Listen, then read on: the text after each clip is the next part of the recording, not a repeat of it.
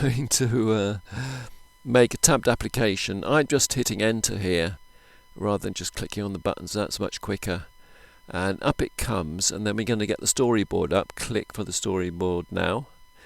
And I'm going to remove one of the view controllers and replace it with a table view controller, which I'm doing now. And then link it across by pressing Control, get the blue line, choose relationship, and then that's nicely in the tab now. Now that's the custom cell now we're going to make, but first of all I've got to add a couple of M&H files. The first one is a UI table view cell. This I call custom, and this is a subclass of the actual cell itself.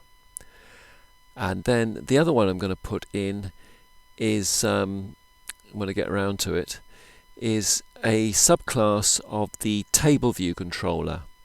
And then we have to assign both of those to the correct bit in the storyboard, among other things we got to do. So I call that the main controller.m, and that'll have a .h file as well. Press enter, enter, up it comes.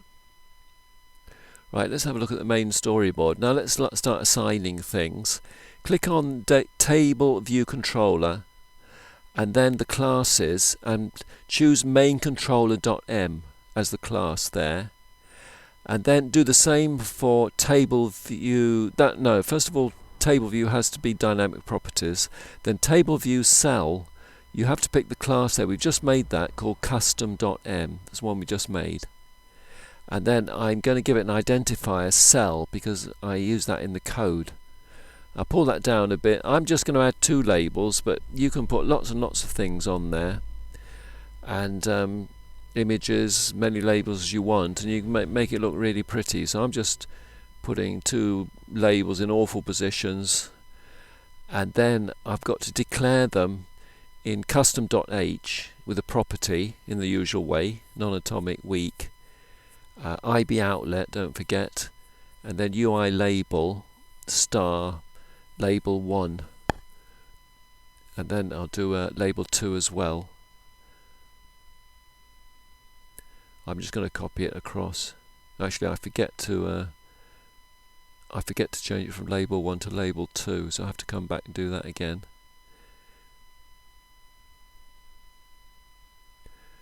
Right, I have to come back, change that to label 2. And once I've done that, we can go into custom M, and we've got to now declare, synthesize label 1, label 2 in the normal way. I hope you're okay with that. Just 2 synthesized statements. And then that's ready set up in our subclass of the cell. And then we import the cell in the main controller. That's what I'm doing now. You've got to import that cell that we've custom cell we just made into there, and then we can use label 1, label 2 in the main controller. Now I'm just now going to declare a mutable array to hold our cell strings. You know, it's quite a common object that. Now let's go into main controller and put a few things in. First of all, we're going to put some strings in, apples, oranges and bananas, into did load, under superview did load. There, that's declared our array. And then we go down and look for the 2 warning signs in the table view data source pragma mark. Take out those warning signs. The first number of sections in table view should return 1, and the other one returns our array. So we make my array and then count, which is an inbuilt variable, and that's done for that. Now this bit here, UI table view, we can now use the subclass custom. So you have to change that bit, and we don't need that anymore. And now this very important bit, you have to actually assign the custom cell to the label. And if you've done it correctly, you should have label 1 and label 2 in that little box there. If you haven't, well, it's just not going to work. So now it knows about it, and we use the cell.label1.text equals in the usual way. Hope you're okay with that if you're a programmer. If you're not, then it's going to be very difficult.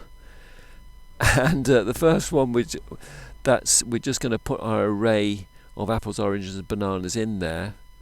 The second one, well, it's just going to be a string in every cell called fixed. In every cell, it doesn't change at all, but you could change it if you want to.